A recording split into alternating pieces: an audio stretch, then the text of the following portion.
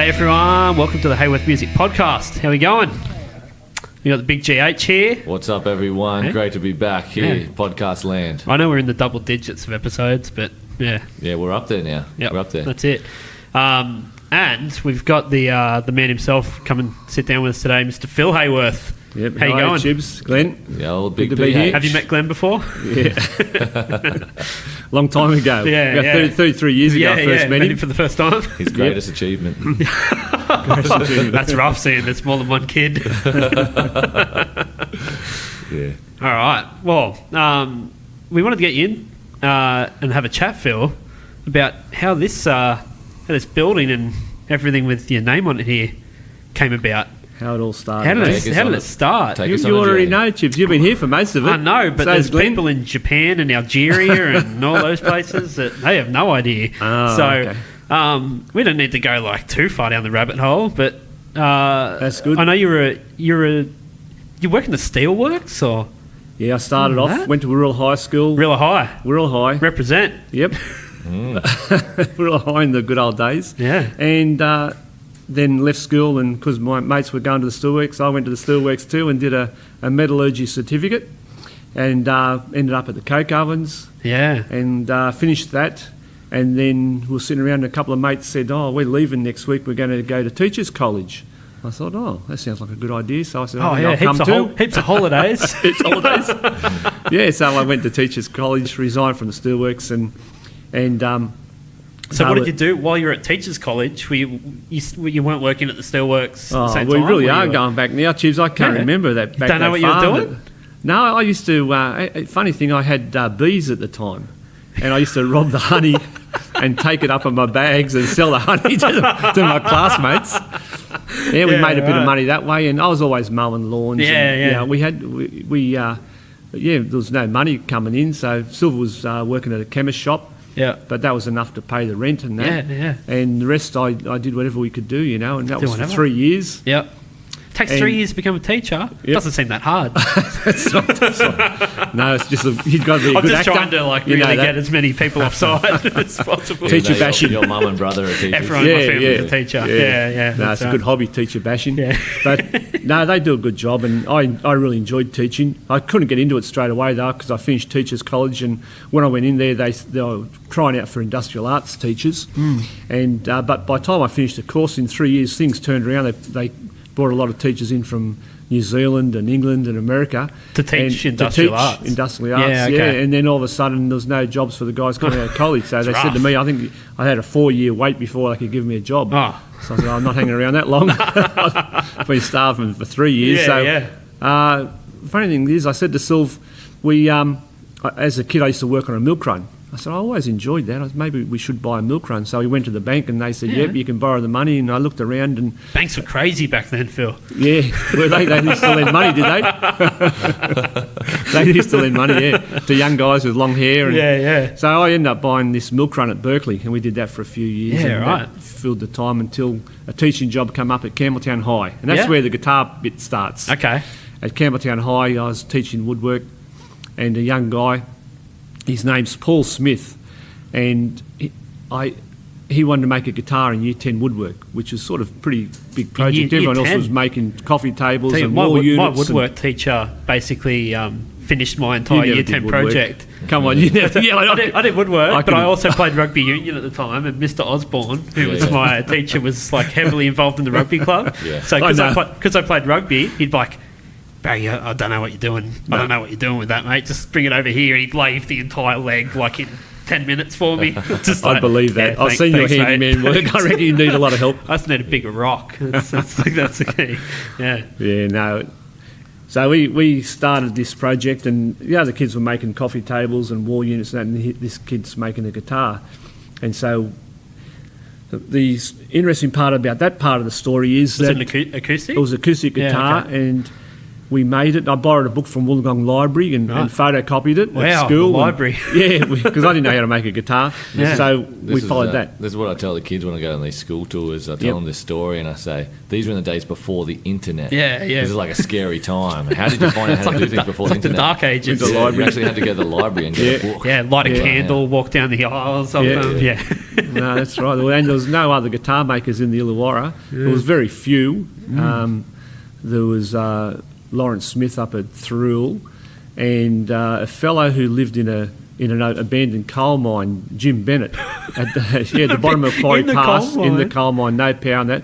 So I used to go out and see him occasionally. Wow. He'd only come out of there on a Sunday and go to Jamboree Pub, Right. and I'd go there and buy him a few beers, and Yeah. me and there used to go down and watch the bush band and Yeah, stand okay. underneath the stairs in the hallway there. Yeah. And I knew where he was, Yeah. and I'd buy him a few beers and then Ask him about him a guitars. heap of questions about how to. right. Yeah, I've got And then this he'd go problem. back to his coal mine. Yeah, then he'd go back to the coal mine. Yeah, exactly. He lived up there, real wise man from recluse. the coal mine. Yeah, that's He like... asked me 3 questions only. Very, Ask very him- interesting ask guy. me these though. questions 3. It's like Game of Thrones or something. No, he was very forthcoming with his information After a few beers. after a few beers. Yeah, And he taught me a lot. But yeah, that's right. As Glenn said, no internet then. yeah. But as I was just going back to this Paul Smith, and if anyone knows where Paul Smith is, I'd really like to find him because I never heard that guitar played. Because what happened, we nearly finished it during the 12 months of his Year 10 schooling, but I took it home at the end of school holidays just to finish it off, and I glued the bridge on, and I didn't have any machine heads, so I was all ready to go. He just had to buy some machine heads and put some strings on it. Right. And I gave it back to him. He came into school going into year 11, and he took it, but then he quit school and became a policeman up in Campbelltown somewhere. And I don't know, I never heard the guitar actually strung up. No way. And I don't know where it is or where No. he is. But, so if anyone's out there Yeah, in that's this it. podcast land, If you know Paul Smith. Paul Smith. Paul It's Smith. not a very common name. Cam- We'll be able to find him. Campbellton. Yeah. There's probably only one around. Yeah. but I know he became a policeman. He trained as a policeman. and Okay. so anyway, Paul Smith, where are you? Maybe. Where One are day, you, Paul? one day the guitar turns up. Yeah. And that started, and then I finished. So you just kind of got you just enjoyed the process of building it and wanted to keep doing it, or like, so how does the second guitar come well, about? I thought, well, we've done that with Paul. Now I'll make one for myself. So, but Okay. I made that at home. Yep.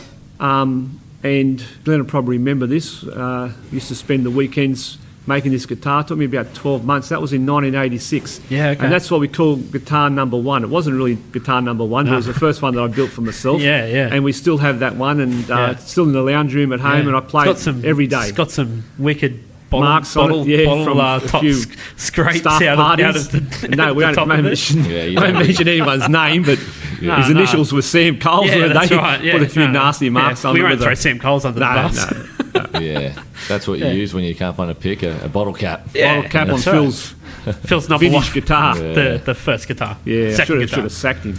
Yeah, that's But- right. That's right. He left eventually. No. If you listen, Sam, it's all forgotten. It's all good. Yeah. It's all Still good. love you. Just don't come to Phil's house anymore. No. So the guitar's still got the marks. Yeah, except we're reminded constantly. That's right. Yeah. Okay, so I So you built did that one for guitar. yourself? Built that, and yeah, that turned out okay. Yeah.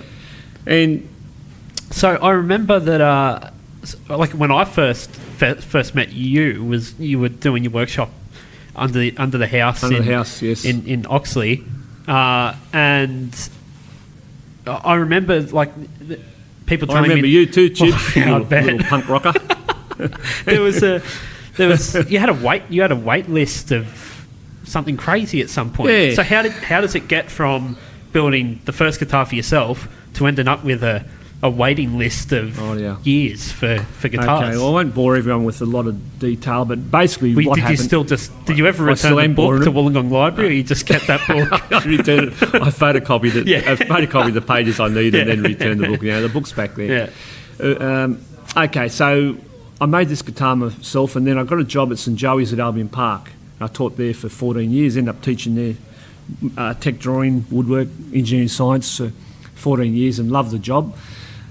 But in the first year I was there, Neil McCann, Yeah. our old mate Neil, Good mate Neil. Yep. Good mate Neil, yeah. Ran the original Shillharbour Music Centre Yeah. Right. Yeah, he's my first boss. back about 10 years ago. that's right, he ended up Yeah. working for us, but at the time he was Well, he was on long service leave or something when I worked with when I first started. That's his. Yeah, he took a year. He took a year off teaching. Worked and in the shop. He was looking for a bit of work, so we gave him a job at the music shop, and he killed it. Throw Neil a bone. He was great. Yeah, he was. But, he ended up going back to teaching, and he's gone a on big to wig bigger now. and better things. He's a big wig now. He's a suit. We call him Mr. McCann now. Yeah, that's right. Yeah, He's principal. he's part of like No, the he's working in the CEO. Department of Yeah, Education. he's been seconded to the CEO and Yeah. doing some marvellous stuff in there. Neil. Yeah, he's a great guy, isn't he? Always got time for Neil. Yep. But he was the first. He asked me if I could make him a guitar. Right. Okay. And So he was working. He was working he at was at St the school. Joey's, and he asked. He was in charge of the religious education there, REC, and he said, "Oh, we've got a mass on, Phil. Can you play guitar in the mass?" So I said, "Yeah." So I brought my guitar in, and I couldn't play very well, but he liked the guitar. He didn't like my playing, but he liked the guitar. Yeah. He knows how to play. He knows how to play. Yeah. He's very. He knows exactly what he wants. Yeah. Neil, he's very demanding, and I remember I was playing, it was a 4/4 song, and I think I was playing in 3/4 time. I might have even got the sack from the band, but he liked the guitar, he wanted me to make him a guitar. Yeah. And so I said no to start with, but because I didn't really want to make another one. They're a lot of hard work, these guitars. Yeah. But 12 months, a lot of time. it takes a lot of into time, and one project, yeah. I was pretty busy at the time. But anyway, he talked me into it, so I made Neil the first guitar, and that was the first guitar I sold. Yep. And he's still playing it. And, Yeah. But that kick-started things, and Right. people saw Neil's guitar, and I made a few more guitars for different people. Scotty Thompson, Elman Jordan, Yep. local guitar teacher.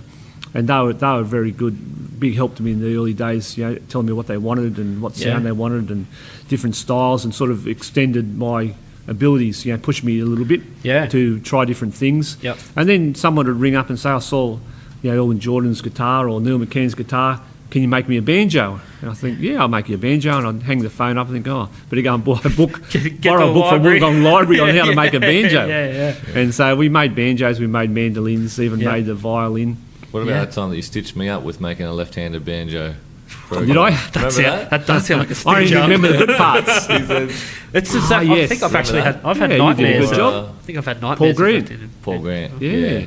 I was probably only 16 or something at the time, and I wasn't super passionate about it like you were, but you were like, "Oh, I'll make this banjo for Paul," and I think you were passionate about money. Tell you what, way to really ignite that passion, Phil, with a left-handed banjo. just killed my passion from making that's instruments. right. Yeah, and I've hated banjos ever since. I remember I took a bit of time with it. He was calling us up. Where's his left-handed banjo? Where's his left-handed banjo? But it just takes time. That's what happens when you're building things for people, and that sort of takes a little bit of the fun out of it. Yeah, It's quick, the pressure and the puts a little bit of pressure on it. Yeah. But no, Glenn, talking about Glenn for a second.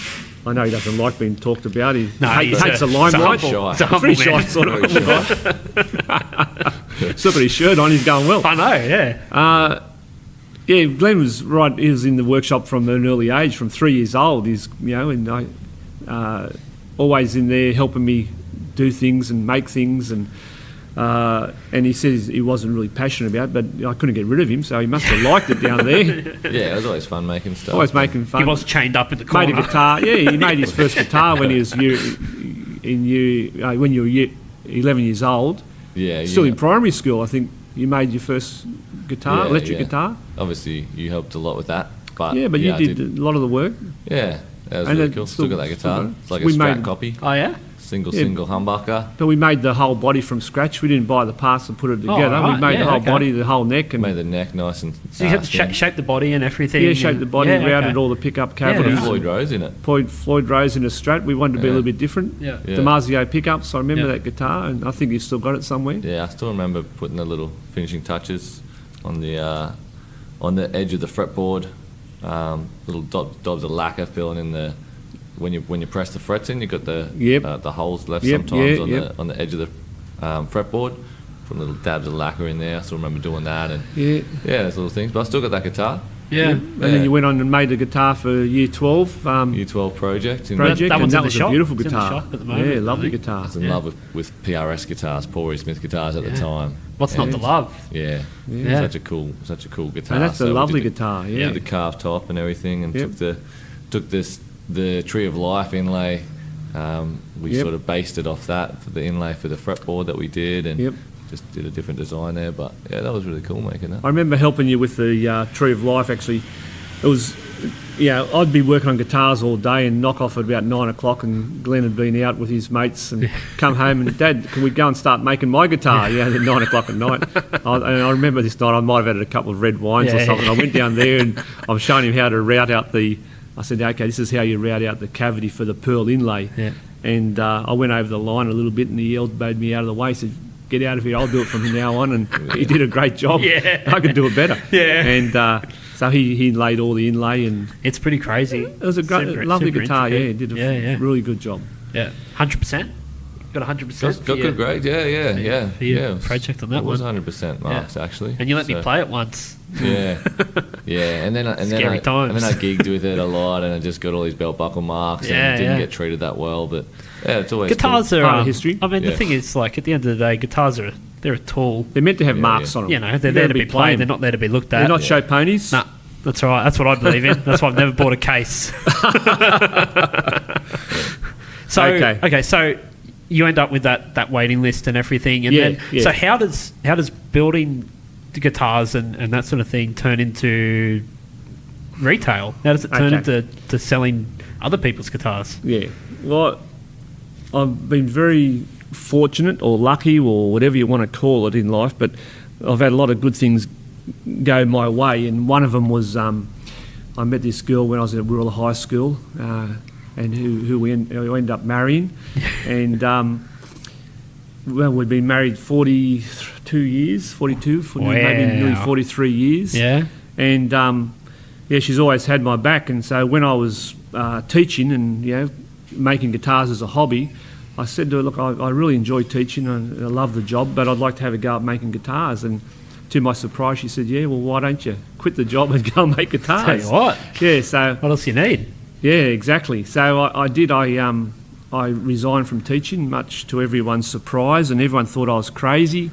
And family and friends. It's pretty crazy. Like, It was a crazy It's such thing. a secure occupation to have. Yeah, it helps when you're not very smart. And, Yeah. you don't really know how crazy it was. Yeah. And I did. I quit teaching and started making guitars, and, Yeah. and that's when the orders were really coming in. Yeah. But I just couldn't make them fast enough. Yeah. So- Were you making as much money as you were teaching making No, guitars? Or was it- not at all. so Like I you thought were- I you was were going willing to. You were willing to say, all right. So it was never about the money, Yeah. which No. I think is a secret in any business. You never do it just for the money. Yeah. I just had this passion for guitars. Yeah. I love playing them. I love making them. I love repairing them, and I just wanted to do that. Yeah. And I knew I wouldn't be making the same money. We still had a mortgage, and Glenn and Yeah. his sister Deanna were only young and going through school, so we still had a lot of expenses. But I think I thought at the time we could make it work. Yep. But even though I had at one stage, I had like nearly 3-year waiting list of guitars to make. Yeah. But I think the most I ever made was probably 6 a year. Right. If you work Yeah. it out, Okay. 6 a year at about $3,000 a guitar. Yeah. It's not That's teacher 18 salary. 18 grand. Even them days, it wasn't very good. You take away your materials out of that. Yeah, that's right. It wasn't Yeah. very good. So what I did, I started buying second-hand guitars. I'd go up to the auctions in Sydney, second-hand auctions, and buying a few old guitars, bring them Okay. home, restore them, Yep. put them on the wall of the workshop, and just to supplement the income. Yeah. And I enjoyed doing that. Yep. And that started to bring a bit better income in. And then that really took off, and it got so busy at home. Glenn would remember some weekends it was like a garage sale every weekend. There'd be cars pulling up, and people everywhere. Yeah. And I also wanted to start a few wholesale accounts, and a lot of the wholesalers said, well, you can't have an account to buy parts and bits and pieces, strings and that, unless you have a shop front. So, and it was getting so busy at the home. Every time we'd sit down and have a meal, I used to have this buzzer on the workshop door downstairs, and someone would ring the buzzer just as we're about to eat a family meal, and that's I'd go downstairs. Yeah, Even sold yeah. a guitar on Christmas Day. Yeah, right. Yeah, a guy rang up one Christmas and he said, I've got a gig on a couple of days after Christmas down the coast. He said, I left my guitar in the car and it's split. Can you fix it? I said, I can't fix it. It's Christmas, Yeah. But I said, I've got a nice guitar you can buy in there. So he came round and bought a new Maton on Christmas Day. Probably only mate never sold in Australia on Christmas Day. Yeah. And he went down and he got him out of trouble and he played that gig. But we wanted to sort of separate the business from the home life, so a little shop came up opposite the surf club in Kiama Downs, and so we ended up moving into that shop. Yeah, That's which where is it pretty. started. It's you don't when you think of I'm going to start a retail operation and everything. It's Kiama Downs is not the location. Fish and chips and on the beach. and IGA, but no, Yeah. guitar shop's not where you expect not so it. much. And that's what everyone said. What, you're going to Yeah. have a guitar shop in Kiama But I Downs? guess it did turn into that real destination. Yeah, I mean, that's when I started there. Was when you moved in down there, and yeah. that's And I think that's if someone said, well, what's and I've had this question asked a lot of times, well, why do you think things work so well for you in business? And I think that's the secret is we never went into it for the money. Yeah. We went into the business to make guitars and to do something I really was passionate about. Yeah. And lucky enough that things started to pay off and we could pay the bills Yeah. finally. Yep. And we expanded. The things did start to take off, and next thing we leased the shop next door. Yep. Cut a hole through the brick That's it. wall Made and the amp expanded room. in there. Yeah. And we had Mark Thornton running his guitar lessons from Yep. the front part of that shop, and we used to have a little bit of music on a Saturday up at the bakery, a couple of doors up, and then Rock Dog moved in with his amp Yeah, it turned repairs. into a and whole we hub, had a didn't it? little empire down there. Yeah, that's it. And it was great, but once again we ran out of room. Yeah. And so that's when we decided to move up here to a current premises at Durgan and Drive. Yeah. Which there was nothing here as well when we moved in. When we moved in this Yeah, shop, that's right. it's Yeah. pretty much like a There was break-ins happening all the time. There Yeah, was that's having right. businesses, Yeah. and there was that Yeah. one night where someone actually busted the front door open in this Yeah, place. yeah. And, Yeah. and do you remember you can't pick me up? We come up here. I had a bat in my hand, my shirt off. A lot of yelling Shirt going off. on. We saw these guys drive off, and I saw this guy run and jump in the ditch next to the shop, and I tried to chase him with my shirt up in the dark. I Tell couldn't you what, see. he wouldn't get far in that ditch now. But probably not the best way to do things. But yeah, there was a lot of that going on because there wasn't that many businesses here. Yeah, It it was out in the sticks a bit, wasn't it? Durgan and Drive on this little that's estate. right. People Yeah. just come out here, kids come out here and do burnouts and that sort of Yeah, thing. 'cause sick there's for no doughies. one around. And then you had this like guitar store with all these guitars and Yeah, everything. It was right. probably too tempting for Too tempting. a couple of blokes to try and get in. Yeah. Well, that was the only real serious attempt we had to as Yeah. a break and enter. And We got security there now. we got it very secured, and it's a bit like a bunker. Yeah. But nothing's happened since, and it's really prospered over here. It's been a great location. It's good. It has been a good spot. Yeah. It was a good with move. with Shore Harbour growing and expanding and the word of mouth getting out For sure. that we're here and Yeah. we've been able to grow it and then do the second store in a Ferry Meadow, which Yeah. has been really good with the team up there. Yeah. Because remember, we had demand, even when we were at Kiama Downs, people asking us to come to Wollongong. Yeah, We used to yeah. get a lot of people come down from Wollongong there, didn't we? Yeah. And a lot of people were keen for us to do a store in Wollongong. It took us a long time to actually do it, but Yeah, it's been a good move up there that was as a well. good move. Yeah. Yeah. As we said, before we go on to the next bit, I just going back to Glenn working for us. Glenn's been sort of working not officially since he was 3 years old Yeah, in yeah. the workshop. That's I slave used to labour. get him That's to- slave labour, Phil. I used That's to illegal. get him to sweep things up and give him a couple of Yeah, dollars, yeah, throw him a yeah, dollar here, dollar yeah. there. He's happy. Yeah. But Chibs, we've just spent a couple of times talking about staff in general. But let's start with you. no. You've been with us a long time. How long's that? Time. Almost 12 years. 12 years. Almost. That's right. Because I remember you had long service leave just recently. Yeah. Yeah. I know. So you'd be our longest employee. That's right. Yeah. And Goes fast. started off as Goes an real angry quick. little punk rocker, Yeah. or metal guy, weren't you? Yeah, metal, more yeah, metal, that's yeah. right, Into yeah. metal. New Yeah. metal, 90s metal. 90s metal. 90s metal. Rap metal. That's And it. The best type of metal. Yeah. but that's going back a while, and you're part of the family now. That's it. Still pretty angry. You're still angry. Well, we keep you away from We the just had a customers staff doing the meeting this internet. morning. I think they all found out just how angry I was. Yeah, no, look, you've been a great employee, mate. It's been excellent having you on been board. good all fun. this. It's been good fun. Part of our family, we're part of your family. We've been to your wedding. Oh, that's right. Yeah. We've had some good Big parties down GH there. here, he was the MC at my wedding. MC the MC, wedding. Yeah, that's it. and That's it. Christening of Harps. That's right. Yep. Yep. Yep. A few different parties down Totally there. Always, forgot about Bragg's doing always that put a good party on. Forgot about doing that for Ted. It's like, had another baby. Forgot about all that stuff. Poor old Ted. Yeah. He'll get over it. Yeah, be right. Yeah. You put a bit of effort in with harps. That's the main That's thing. right. Yeah. We went all out the first time around. Yeah. So, like, you've obviously trained a lot of the guys here through the years on repairs and that sort of thing as well. Glenn's obviously done it since he was 3. Yep. But did you enjoy that part? Like you had, Bezo and Andy and Raph Raph. and all these guys that have Nick come now through, and Xavier. as head repairers Yeah, that have taken over, because the whole foundation was the fact that you were repairing guitars and I remember when we were down at Kiama Downs, it'd just be this constant stream. You'd have Glenn, yourself behind that workbench nearly all day long, just repairs, and that's never gone away. But we've had different repairers, so and I'm still repairing myself now. I still take the guitars home and big jobs, do some of the more important jobs, I guess, or the bigger jobs, just to give them a hand, and I enjoy that. But have you enjoyed passing that knowledge on to? Yeah, not just the repairs. I guess the passion is the guitars. The second most important thing in the business is the staff. Yeah, and even going back when we had Robbo. Robbo was my first employee, Paul Robinson. Yeah, and Robbo was everyone's best mate. He was. Yeah, he was great. And tell you what, he's looking good now. Looking very fit. Yeah. That's right. It's a blowout. Loving his life. Yeah, I'm good on him. Catch up with a coffee good with him soon. Listen, Robbo, we'll have that coffee soon. Catch up.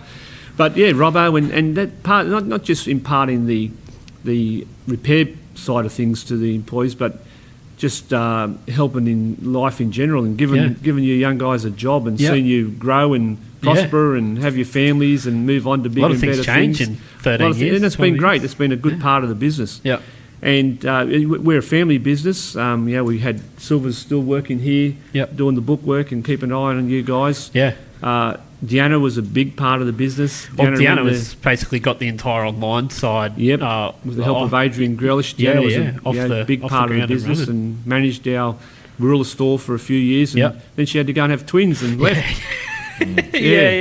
But it'll do that. Yeah. And we've had some great guys working for us, and as I said, it's been good watching them develop and teaching them not just repairs, salesmanship. Yeah, business skills and everything. It's something that I've always taken away as well. You've always had, you and Glenn, you've both always had very good advice with business sense and things like that. That's helped me, and it's also helped me be able to tell other guys. Yeah. Now that I'm turning into this old guy. Yeah. Apparently, our senior members. Yeah, that's right. That you can pass on to the other guys as well. Because when we've employed people, when we employed you, we don't look for someone who's a slick salesman. We don't look for someone who's a fantastic guitarist or drummer or musician. What we look at is and you two have heard me tell this story before. Yeah, that's right. You wouldn't have got a job. Yeah, well, I tick all those boxes. Tick all those boxes. But we look for people who can communicate. People who can, nice guys. Yeah. And that's what we do. We look for someone who's going to fit in well with the rest of the team, who can talk to any customer, because one minute, as you know, we'll have someone from the con in here playing a classical guitar or saxophone or clarinet, flute. Yep. Next person walk in might be someone from the country music scene. Yep. And then next person might be one of your mates, a punk rocker. Yeah, that's it. So you've got to be able to communicate with everyone and be friendly with everyone. Yeah. And that's the biggest. We can teach you how to be a salesman. We can teach you all about the guitars, product knowledge. That'll come, but you can't teach everyone someone to smile all day. And well, that was something that Robbo always had down pat. He was the master. Yeah, he's the Labrador of sales. For the guy that, like, if you went and watched him play in a band, it was the most brutal, hardcore band you'd ever seen in your life. And he'd be screaming. It was scary. And then smile in between the verses. That's right, and a big smile on his face. And everyone else was tatted up. And Robbo just looked like just a plain Jane haircut, no tats, just clean cut dude, real nice guy. But just like, it didn't matter what customer it was, who it was. Yeah, they all loved Robbo. Best friends with him. Yeah, and he set a good example to everyone else, and that's the standard we wanted. We wanted our salesmen to be good communicators who can talk to everyone, be friendly, be honest. And I was just giving the newest guy to start a little bit of advice on the side the other day, Dom Littrich. Yep. And Dom's doing a little bit of work there. And I said, mate, you only just started here. I said, my best advice to you can be, just be honest. Yeah. Say to the customer, look, I don't really know what you're asking about, but I'll find out. Yeah. And I said, make sure you do find out. Yeah. If you say you're going to get back to them, get back to them. Yeah. And just be honest, and you can't go wrong. Yeah. One of the things that I know, I remember back in the day before we opened the Kiama Downs store, is you were downstairs in the workshop, Dad, listening to a lot of motivational tapes. Yes. And especially I remember hearing this Yankee guy's voice. Yeah. And it was Tony Robbins. Yep. And that's someone who I really follow today, because I remember you were listening to him back in the day, and you've told me before that kind of gave you a bit of a push to jump in and take the business on. And you had a bit of experience running businesses. You did the milk bottle. Sold the milk run. Sold honey. Sold honey from bees. Yeah, you make a lot of money out of that one. Yeah. Talk a little bit about that, about that, because I just vaguely remember you listening to these tapes, these audio tapes, and I was like, at one stage I was like, who is this guy? I want to listen to more of this guy. He sounds interesting. Yeah, no, that's right. Well, as they say, when the student is ready, the master will appear. And I think I was ready for a little bit of motivation, and maybe I need a little bit of encouragement to go into this guitar making business. And someone I was working with, I can't remember who it was now, but they recommended this book written by Anthony Robbins, and it was Awaken the Giant Within. So I read that book and I really enjoyed it. And so I read another one of his books. I think it was The Power of One. Unlimited Power. Unlimited Power, that's the one, Glenn, yeah. I read that, and then I subscribed to these cassette tapes. They used to come in cassette tapes then. That's when he had his TV, his infomercials and everything. Infomercials running all the No, time. that was before them days. No, was it? Well, we're going back 30 years, Chips. Yeah. We had infomercials going in the States, I remember. Yeah, Did he? Like I didn't actually see him, but he talks about how Yeah, they're yeah. going. Yeah, in Canada. Yeah, I remember them, but I think this was before that. Okay. So I bought I used to get these tapes, Power Talk tapes, and I used to listen to them. I'd have the headphones on, making guitars, in between talking to people and having coffee with people that would come in. That was a good thing about making guitars full time. You could Pretty do what social. you wanted to do. Social. Yeah. You could listen to the tapes. I could stop, have a coffee with a customer that would come in. Yep. If we liked the same sort of music, we'd have a bit of a Have a jam. jam. Yeah, if I was yeah. repairing their banjo, we go, come on, sit down, play a few tunes. That was great. But yeah, the Anthony Robbins thing, I did get into that, and I enjoyed it. I never went to any of his programs, but I just read his books and listened to his tapes, and I think that Gave you that little bit of encouragement, because everyone else was telling me I was mad, leaving teaching, going into guitar making, or moving into the shop and then moving up here. Every move was, because I didn't know anything about business. I knew a fair bit about making guitars. I didn't know anything about business, but listen to his tapes. I think everyone else was telling me I was mad, but he's saying you can do whatever you want to do, just dream and achieve. Risk I did it. Risk and reward as well, I guess. If you don't put anything on the line, then there's nothing. Yeah. You don't get anything back. Yeah, well, that's right. Yeah, that's right. And so he did. Yes, she was certainly a big part of that early days, and I still listen to his. What would you call the YouTube clips that I see coming up? And and Glenn talked me into going to one of his seminars up at Parramatta. And you and Mum both went. We dragged Mum along, kicking and screaming. Walk the coals. Silver burn her feet because she wasn't really into it, but she stuck it out for 4 days. Jumped off halfway across the coals. Oh, no. You got to hop back on again. Yeah. Wondered why her feet were blistered. Got to commit. Got to commit. Silver's been great. Yeah, if I'm doing it, she's there. Yeah. And she's always helped in everything in the business, and I think she gets stuck with a lot of the dirty jobs. Something I don't want to. I don't want to do the paperwork. So can you don't do paperwork. Don't do lines. Don't do lines. Don't line up for anything. And now that Glenn's running the business, and she's still working for Glenn and doing all the dirty work, all the jobs Glenn doesn't want to do. So she's great at. Like, I'd be lost without her. Yeah, and we both would. She does such a great job. Really great asset to the business. That I don't understand how you can stay that pleasant and polite while doing that work. That's right. I'd be furious. Well, one thing about Silver, Glenn will tell you, I've never heard Silver yell. She doesn't scream, doesn't yell at anyone. She's the most calm, controlled person you've ever met. Yeah, never swears. No. never yells. No, that's right.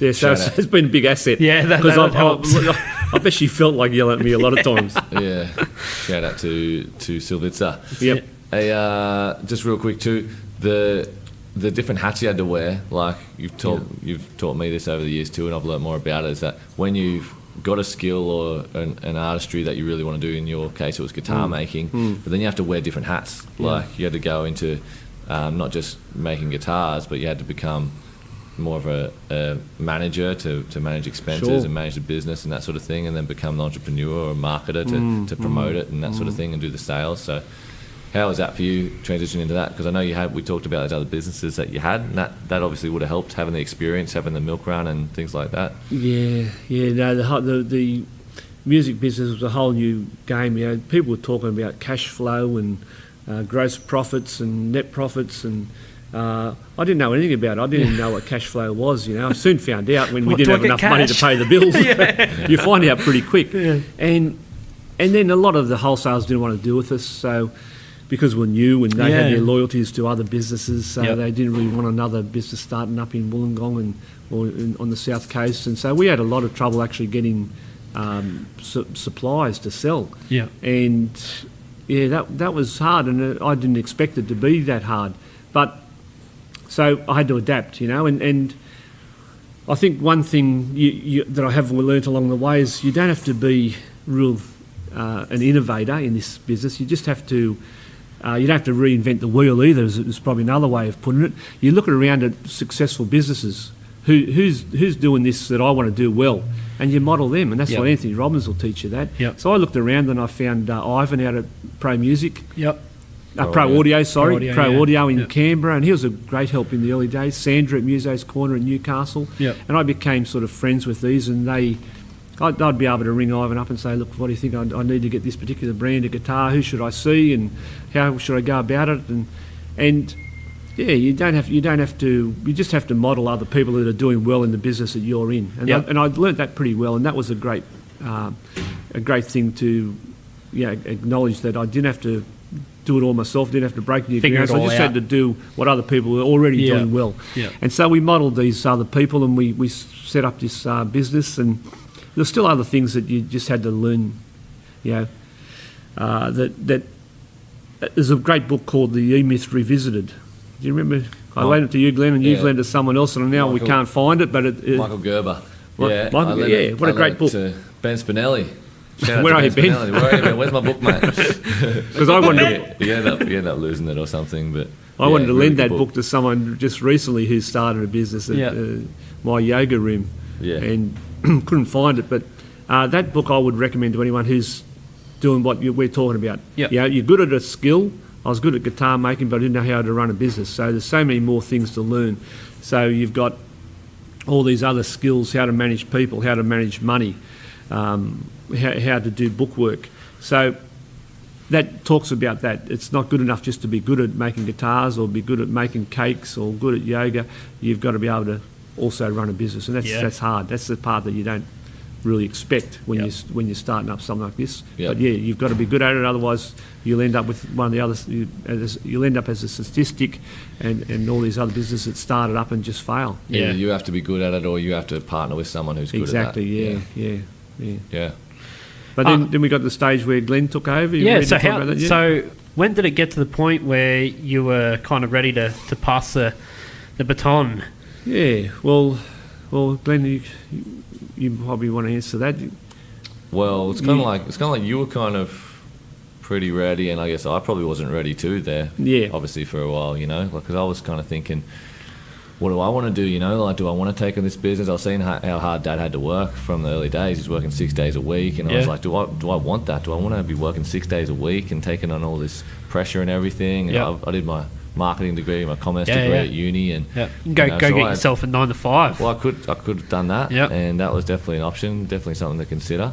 But then, I started when I was about probably 25. I started doing a lot more personal development stuff, working on myself, setting some goals, and learning, from guys like Tony Robbins and that, going to seminars, and one of these seminars was a business seminar that I went to.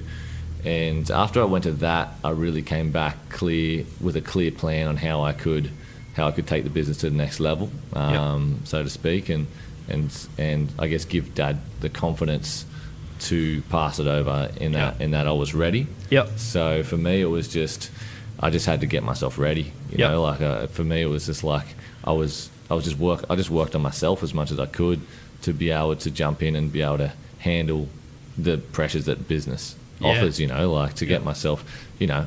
Obviously, I had to get myself organised, some organisational skills. I had to learn about setting goals, and then I had to learn the business aspects of cash flow and wearing the different hats and managing staff and dealing with suppliers and sales and marketing and everything else that comes with it. So for me, it was just I just had to learn as much as I could. And when I came back from one of these seminars, I just came back pumped with a clear plan. It was a 5-year plan, and I remember sitting down with Dad and I said, you know, I'm ready to take this on if you're willing to let me take it on now. Yep. And you were like, yeah, it's, you know, that's kind of been enjoying that hot room yoga ever since. That's right. That kind of started it, didn't it? From there, It did. That's right. Because Glenn wasn't always the motivated young man that he is today. He was always Chips? pretty motivated to wrestle with us in the middle of the store in He Kiama. liked to party. he liked Seemed pretty motivated then. Yeah, he's motivated about life, but not so much about work. Yeah, I liked having fun when I was younger, having a wrestle, doing all. Yeah. And you still do, and that's good. That's it. But well, Chips, you'd remember in the early days down at Kiama Downs, Glenn would come in late. Everyone else would be starting work, and he'd drag himself in. Where are you, Glenn? Where are you? on the I said, phone. "Mate, you're late again." Chill, Dad. Yeah. Chill, Dad. That's how I roll, or some smart-ass comment he'd say.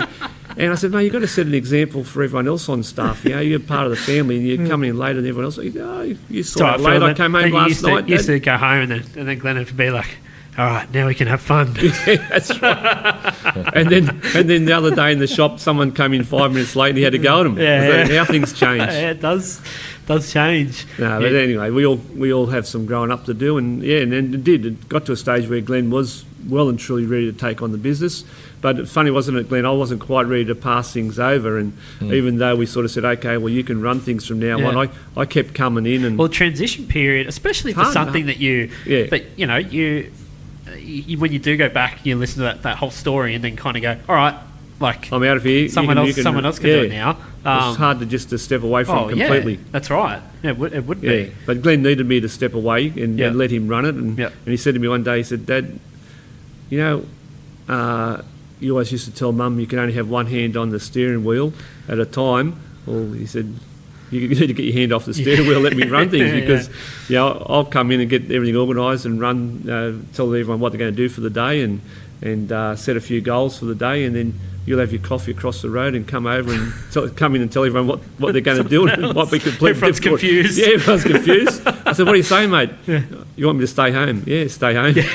Go away. Stop annoying me." Yeah. And so I did. But it's hard to stay away because it's. I love coming in even now. Yeah. How long have you been running the show for now, mate? 3 years?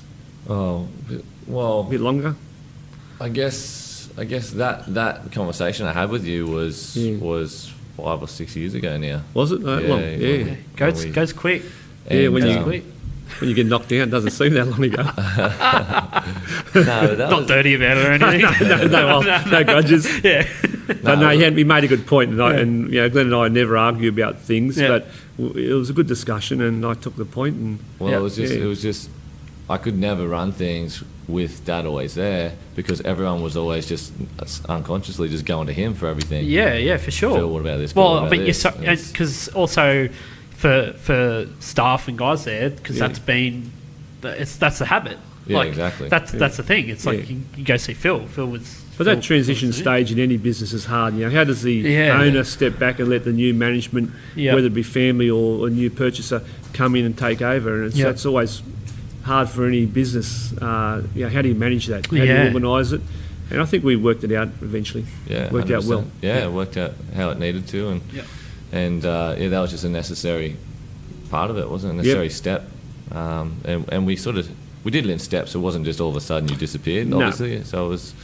I'm still hanging around. Yeah, that's right. I still come in until I annoy everyone enough and they send me home again. Well, I still obviously come to you for advice on things and meet with you, once a week or two, and we chat about things. I talk about any challenges I'm having, and you might have experienced them before, and Yeah. and you become more of the advisor to me, and so.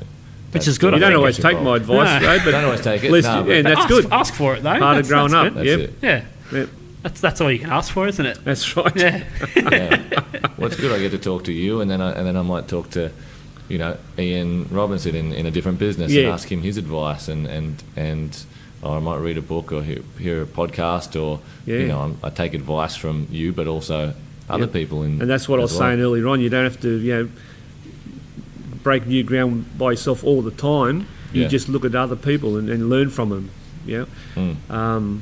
That's probably the best way. But having said that, we've always grown the business, haven't we? And I've always said to you, you can't tread water forever. Otherwise, you'll just go under. Yep. You've got to keep moving forward. You've got to keep growing. Yep. If you're not growing, you're dying. And that's in everything, in life, in marriage, in business. Yep. You've got to keep moving forward. You've got to keep growing. I think that's one thing we have done, without giving ourselves too big a pat on the back. We have done that pretty well. We've gone from being under the house at Oxley Avenue, as you mentioned, Chibs. Yep. We've gone from there to Kiama Downs. We had a music shop in Warilla for a little while, which Yep. you That's it. ran and Yeah, got that's right. Jana's help Yep. for quite a few years. And then we moved into here. And then when Glenn took over, he decided to go into Wollongong. Yep. And then recently we've branched out into music lessons. Yep. We've constantly evolved. Yeah. And that's been another... Keeps it interesting, doesn't it? Keeps it interesting for Yeah. sure. Yep. Keeps And it also gives always the a other new guys challenge. opportunities to step up too, and grow with the business, like yourself. You've Yeah, been yeah. able to grow. You went from Yep. from being a salesperson to Done it then all. running the store, then to now to running all the We online call him side a of human things. backhoe. Yeah, You get a lot of work done. Do whatever. Chips. Yeah, Whatever you need me to do. Yeah, a lot of work. That's good to see. Obviously, you growing with the business, and the other guys get opportunities to step up as it grows to different. We need someone running the music school. We need someone running the Wollongong store. We need someone running the Shell Harbour store, and it's a chance for the staff to grow with it. Yeah, for Yeah. sure. And I wanted to ask you as well before we wrap it up. Yep. I've thought it's actually a really cool thing. It's almost like a full circle thing with Andy Thompson doing T guitars now. Yes. Who you taught. Yeah, Who was yeah. a drummer. He wasn't Yeah. even a guitarist. Nah. Didn't know anything about guitars. And a left-handed one too. I know. Oh, and colourblind. And Talk about a colourblind. dud. Are we building him up or pulling him down? No, Andy's good. Down. Andy's But, good. It's actually his birthday today. Is it? Is it? Yeah, it Happy popped up in my phone. Happy birthday, Tomo. Happy birthday. But him basically going from being a drummer, not knowing about guitars, you taught him repairs, Repairs, all yeah. these things. I And think then I just it's ignited the almost passion. Like, yeah, You and gotta- it's funny because it's almost like the same sort of trajectory, the same sort of thing of this. He just kind of it lit that passion for him, and now he's building doing- guitars. He's got a waiting list of people. He's got rock stars playing his guitars. it's good to see. How does it feel like That's great. to Yeah, it's to good. see that sort of that's from a guy that you basically showed him what a guitar was? yeah, that's right. Well, it's good. There's Andy Thompson, there's Raf across the road there still working for us. It's Yep. great to see you guys, kick on in life and in business and everything else. And Andy's taken a little bit that he learnt here, and then he went to Melbourne and trained in guitar making, and now it's great to see him kick on and be successful in something that he's passionate about. Yeah. And if I had a little bit of help, if I helped him along the way, that's great. I really, I take a bit of pleasure and pride in being part of that journey for him. For sure. And but that's not just Andy, it's you and it's Raf and it's all the other boys here, the newer guys that have just started. And we tend to keep everyone working for us for a fairly long time, don't we? Longer than most places. Hard to get them to go. Hard to get rid of them. That's right. There's a few lifers here. Yeah. And it's And also not just the actual skills, the actual technical skills that you're teaching them, and that we've hopefully taught them. It's the life skills too, because a lot of our staff, they start as teenagers and early 20s, and they stay with us for a long time, and then you help to have a good influence on just their I guess day-to-day life skills, and hopefully you have a good influence on them in that way as well. Yeah, well, that's right. I'm certainly here to talk about business, but if quite often we've Chibs, when Oh, you wanted to buy a house. Tell you what, or you helped me buy a rent house. or- I think I hassled you not financially, I but hassled you a fair unfortunately. bit. Yeah, and everyone, not everyone, but a lot of the guys will ring me up and say, look, I want to do this or I want to do that, Yeah. and something outside the business, whether it's buying a car or a house Yep. or, it's good to be able to listen to anything they've got to talk about and hopefully give them the right sort of advice and point them in the right direction. Yeah. Yeah, it's been very good. Great. All right. Well, thanks for sitting down and talking to us. Thanks for listening to it all. This is going to be a good one. Yeah, It's going to be a good one. Going to be a good Popular. one. Getting the big PH on here. We've been wanting to get him on. I know. But he's so busy now. He's retired. You He can't is tie him down. flat out. Well, I'm Flat going out. to. He's all over the place. Talking about He's going going full bike race. circle, that's one of the things that's keeping a little bit busy now. I'm Yeah. starting to knock out a few guitars again. Oh, look out. You look out, watch out. Hey, Yeah, watch your space. Watch your space. Yeah. They're Yeah. not for sale, but I've got some grandkids coming along, and Well, it's not for sale until someone wants to buy one. yeah, no, that's right. Yeah, the old Neil McKean story. No, I love making guitars, but I really didn't like the It's the pressure. The pressure. the of pressure. it, or Trying to make money out of a passion is yeah. does take a little bit of the gloss out of it. Yep. I love the business side of here, selling guitars and repairing guitars. But when I was actually trying to make a full-time living of making guitars, it did take a little bit of the fun out of it. But now that I'm in a position where the business is running well, I can go back to making guitars for the passion. Yeah. That's what I want to start doing now. And Well, it becomes a I've got thing that of where passion back. you have to build them rather Yes. than you want to build them. Yeah, I was going through the timber stack I've got at home and thinking, yeah, I've got a bit of Brazilian rosewood there. Oh, and don't tell Indian anyone that. rosewood They'll rob you. Yeah, that's It's right. worth more than gold. I can turn this into something nice. Yeah, so that's what right. I plan to do. Nice. Great. Yeah, All we're right, looking thanks, forward- boys. We're looking forward to seeing these guitars come out. Yeah, for sure. Yeah. Yeah. Thanks, Papa. Yeah. All right, thanks, boys. Are you doing some? Oh yeah, we can drop some. Oh, hey, we haven't dropped some wisdom yet. Let's let Hopefully- GH hopefully just drop some wisdom on us. There's been so much wisdom coming from Phil. I forgot No. my wisdom I provide. So this is where we talk about the benefits of music.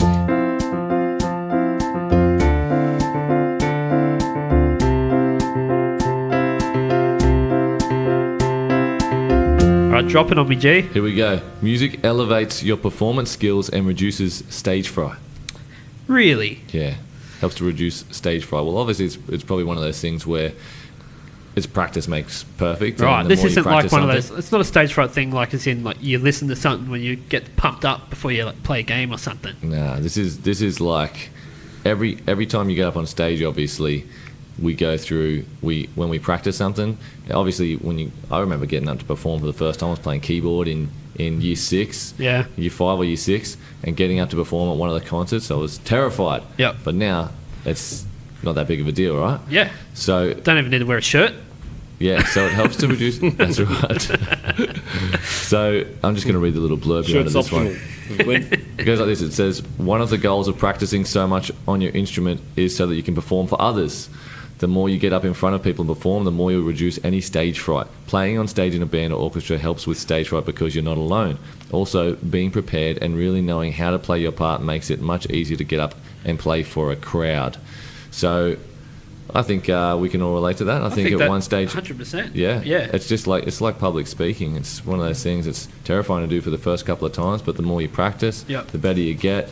The less kind of stage fright you get. And Yeah. it's the same with playing a musical instrument. The more you play it, the more confident you get in playing in front of people. Yep. The more you can do that. So See, I've never played in anything but a band live. I think Right, it really yeah. would freak me out if I had to get up there with just Yeah. an acoustic guitar and sing a song Yeah. just by myself. Yeah. I'd be so uncomfortable with that. Yeah. But I don't think twice about it with jumping up with a band Yeah. and playing. It's like yeah.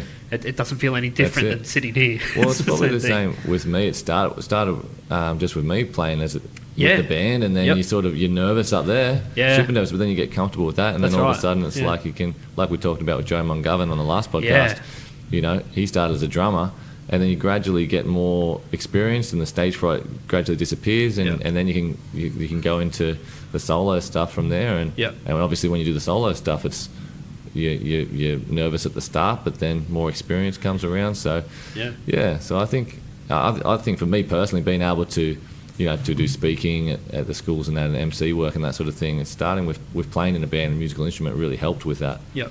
So Yeah, for sure. No, I agree. And, I think it's being good at something, isn't it? Whether it's good at music or good at skateboarding or surfing. Yeah. If you can master something, Yeah. that gives you confidence in life. So if you're a good musician, and people say, "Oh, you can play guitar or sing Yeah. a song," and Yeah. that gives you confidence, doesn't it? Whether Well, it's on yeah, I stage guess you've or- kind of, if you've taken on anything where you go, okay, well, I was really bad at this, Yeah, and now now I'm I've good mastered- at it. I've not You can mastered take it, but I can that play on it, to yeah. other aspects. Yeah. Like you can say, well, I couldn't play guitar at all; I was horrible, but now now I can play really well. Yeah. You can take that into other avenues and It's say, good for well, your self-esteem, isn't yeah, it? I Yeah. didn't know. Well, I was bad at that, or I'm not good at this at the moment. But if I keep it up, practice. Yep, You know, that's you- right. It's a you- good lesson you for master it. kids. Yeah. Yeah. They know if they get something hard to play and they practice it, then Yeah. they can play it after yeah. they've practiced. They Yeah. know, well, I can do that in Well, other parts of my life too. So I'm at that point now with my daughter who's 6. So it's that time of like where something's, if it's not easy straight away, it's like, oh, I just, no. So I started to show her how to play guitar. Yes. And she at first was just, like, nah, don't like this. Yeah. But I've made only half an hour. I'm like, no, we're just going to keep doing this over and over again. And she nailed Peter Gunn. No. Got it down, Yeah. and all of a sudden it's just like that was it. We just had to. It was a little bit of effort, but not everything going to a good be lesson easy. in life, not isn't everything's it? going to be easy straight away, Yeah. but it's worth it. There you go, and that little piece of information is from effectivemusicteaching.com, where I've got a lot of these benefits of music Yeah, from. that's it. Shout out. There you go. So there you go. That's the episode this week. That's it. All right, make sure you subscribe on iTunes and leave us a review. Help us climb those iTunes charts. That's it. I've Let's been climb. looking at these music charts. They're all horrible. We should be number 1. Yeah. Thanks again That's to Big Phil Haworth for joining us on this Yeah. one. Thanks, Phil. Thanks for having us. All right. See you later.